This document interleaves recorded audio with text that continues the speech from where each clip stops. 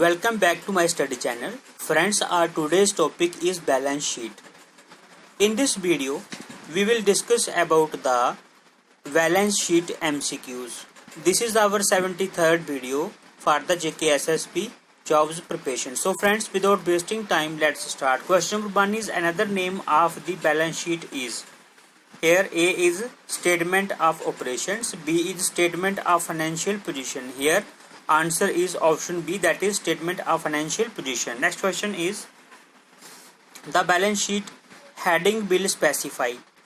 The balance sheet heading will specify. A is period of time, B is point of time. Here answer is point of time. Once again the question is the balance sheet heading will specify point of time. Next question is which of the following is a category or element of the balance sheet? Here A is expenses, B is liabilities and C is losses. Here answer is liabilities. Liabilities is a category or element of the balance sheet. Next question is which of the following is an asset account? Here A is accounts payable, B is prepaid insurance and C is unearned revenue. So answer is prepaid insurance. Prepaid insurance is an asset account. Friends, prepaid insurance is an asset account. So option B is the right answer. Next question is which of the following is a contra account? Here answer is accumulated depreciation is a contra account. Here question is which of the following is a contra account? Here A is accumulated depreciation, B is Mary Smith capital. Here answer is accumulated depreciation is a contra account. Next question is which is the normal balance for an asset account? Which is the normal balance for an asset account? Here A is debit, B is credit. Friends, here answer is debit. Debit is the normal balance for an asset account. Debit is the normal balance for an asset account. So answer is debit. Next question is what is the normal balance for liability accounts? Here answer is credit. What is the normal balance for, देखो question जो है एक जैसे हैं, सो confusion होने के chances रहते हैं. What is the normal balance for an asset? जो एसेट के लिए नॉर्मल बैलेंस है वो क्या है? डेबिट. और यहाँ पे जो नॉर्मल बैलेंस है फॉर लाइबिलिटी अकाउंट्स वो क्या है? Credit.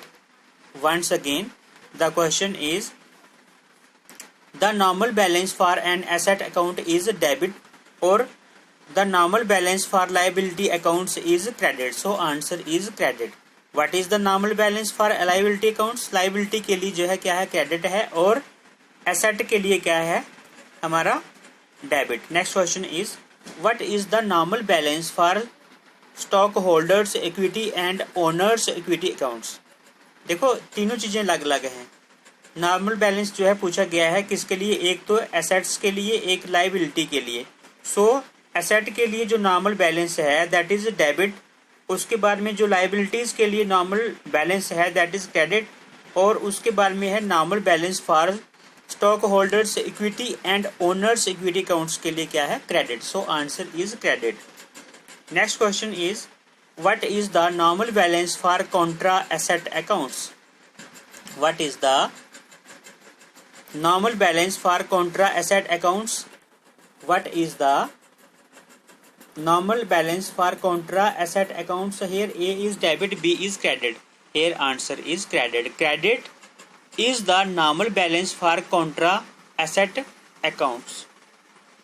Next question is the total amount reported for stockholders equity is the approximate fair value or net worth of the corporation as the balance sheet date. देखो यहाँ पे statement दिया गया है और नीचे दिया गया है ट्रू के फॉल्स. यहाँ पे A is true, B is false. तो आपने बताना है कि ट्रू है या फॉल्स है.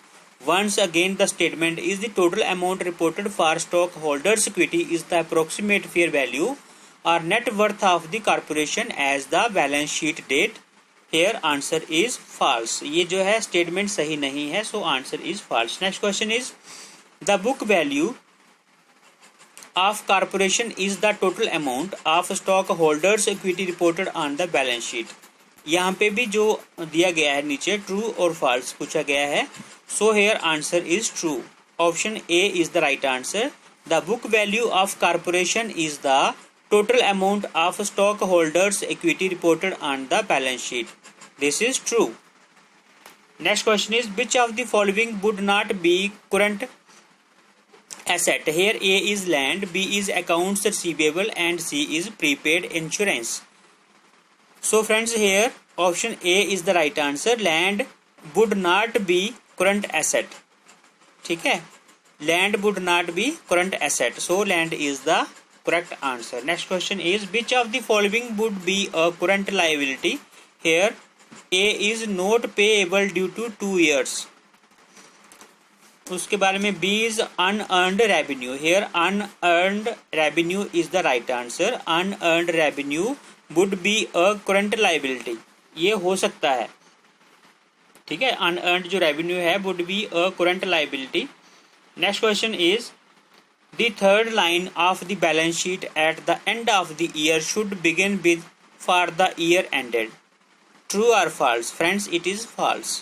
So answer is option B, that is false. The third line of the balance sheet at the end, the third line of the balance sheet at the end of the year should begin with for the year ended. So this is false. Option B is the right answer. Next question is deferred credit will appear on the balance sheet with the dash.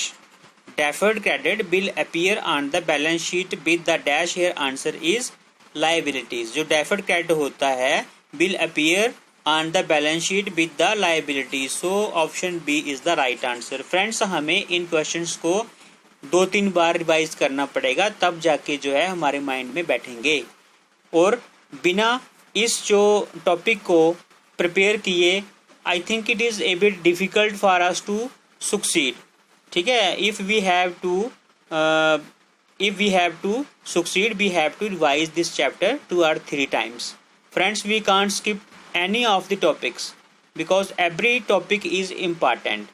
So next question is note payable could not appear at the line on the balance sheet in which classification? यहाँ पे बोल रहा है कि note payable could not appear at a line on the balance sheet in which classification? Here A is current asset, B is current liabilities. Here answer is current asset. ठीक है, जो पूछा गया है note payable could not appear as a line on the balance sheet in which classification? So जो current asset classification है उसमें वो जो है दिखेगा नहीं, will not appear.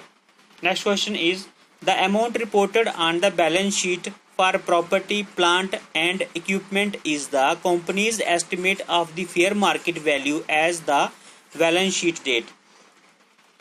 यहाँ पे पूछा गया है ट्रू है कि फॉल्स है। The amount reported on the balance sheet for property, plant and equipment is the company's estimate of the fair market value as the balance sheet date. Here it is false, ये जो है सही नहीं है। So friends, today we have done 17 most important questions of this topic.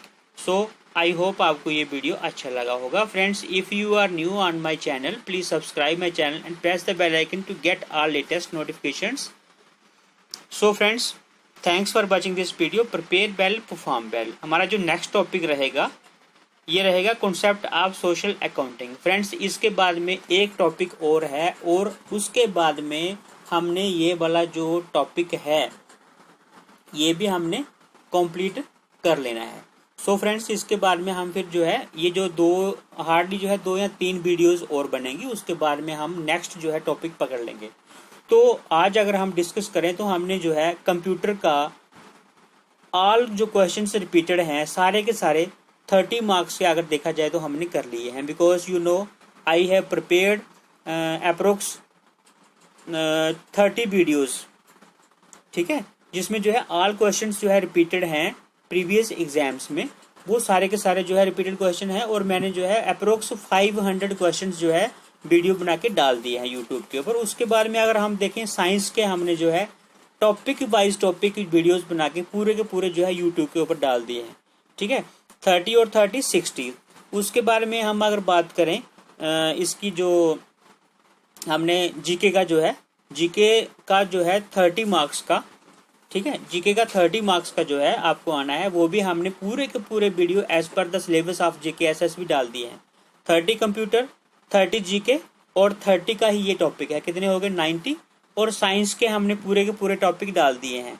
ठीक है, वो 10 marks का है, तो 100 अप्रोक्स जो है अगर आज की डेट में हम देखें तो 100 मार्क्स का हम कंप्लीट करने वाले हैं विद इन 2 और 3 डेज। सो फ्रेंड्स, कोई टेंशन की बात नहीं है, एक बार जो है 120 मार्क्स का हमारा पूरा सिलेबस जब कंप्लीट हो जाएगा उसके बाद में वी हैव टू रिवाइज। ठीक है, we have to revise the syllabus. और उसके बाद में हम जो है डेली एक जो है टेस्ट जो है, जैसे मान लो कि एक्सरसाइज से रिलेटेड जो है प्रैक्टिस सेट जो है डेली एक किया करेंगे। सो आप जो है अच्छे से वीडियोस को 2-3 बार रिवाइज करो। There is no need to be take any type of tension. So friends, thanks once again, मिलते हैं नेक्स्ट वीडियो में, तब तक के लिए बाय बाय।